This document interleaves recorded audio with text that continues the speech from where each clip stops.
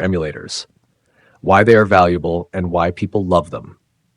The answer to this question is very simple. Nostalgia, the strongest pull for anyone in their middle or golden years.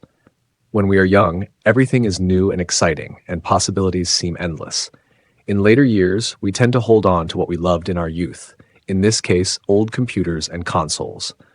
Although there are young people interested in this topic, most enthusiasts are veterans who grew up during the golden age of computing. Enough introduction, let's get to the main topic. What are emulators? Emulators are programs for computers or apps for tablets and mobile phones that replicate old computers and consoles. The principle of emulation works as follows.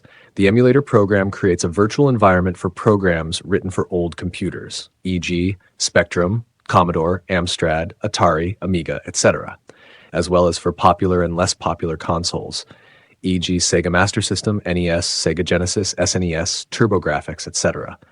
The most popular emulators are those that emulate arcade games from that era. Yes, the arcade machines that were extremely popular at the time. In larger cities, there were gaming arcades, while in smaller towns, the machines were brought to fairs, Pac-Man, Scramble, Phoenix, Donkey Kong, etc. MAME, Multiple Arcade Machine Emulator, is one of the most beloved emulators, emulating all the machines that were popular in our region back then, as well as many others that most of us had never even heard of at the time. Most emulators are free and can be downloaded from the internet. Programs and games for emulators come in so-called ROMs, files containing the program/game code, which are also available online in various formats. Legal issues.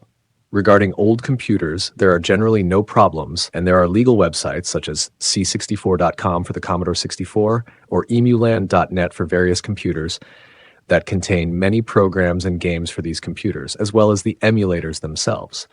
The problem lies with console ROMs. Companies like Nintendo, even after so many years, do not allow their game ROMs to circulate, even if the games are over 30 years old. Recommended emulators. You can try the following. Downloadable from emuland.net/computers. This site has programs and games for retro computers. Spectrum, 81, Emus Win, FuseView 1.6.0, ZX32 Spectaculator, not free but excellent. Commodore 64, CCS 64, Vice, Amiga, WinUAE, FSUAE.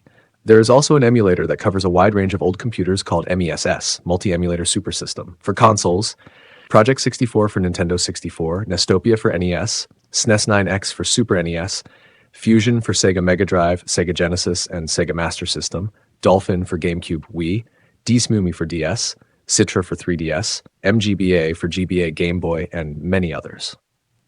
Personal experience. As a lover of old computers, I've tried emulators for several systems, Amstrad, Atari, ZX81, and others, but mostly for my favorite computers. At the top of the list is my personal favorite, our very own Galaksija, the most famous computer in the former Yugoslavia and my first one. Nothing was more exciting back then than loading a cassette with Galactic War or another game. There were only a few for Galaksija and diving into the adventure. My fascination with games turned into a desire to create them myself, which I pursued. Thanks to the magazine Svet Komputera and the few programming books available at the time, I took my first steps in BASIC and later in machine code assembler. Those are my fondest computer memories.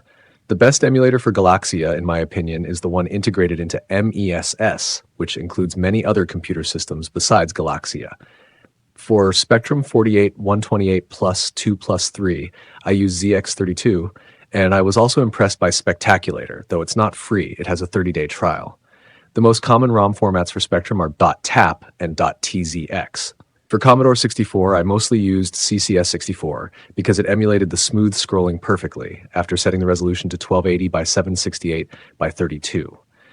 Other emulators were excellent with graphics and sound, but scrolling was choppy regardless of settings. The most common ROM formats for Commodore are D64, disk simulation, and TAP, cassette simulation. For Amiga, I used WinUAE, which I consider the best. The basic ROM format for Amiga is .adf. For Atari ST, Steam caught my attention the most. Its main ROM formats are MSA and .st. I must admit that as a child, I always wanted a machine that would allow me to use programs and games from all the computers of the time. Consoles didn't appeal to me much, and emulators made that possible. It's really wonderful to use them to go back in time, to a period when I was full of energy, enthusiasm, and curiosity about computers. If you're one of those people, emulators are perfect for you. Not only will they remind you of your youth, but they also provide opportunities that weren't possible on the original machines.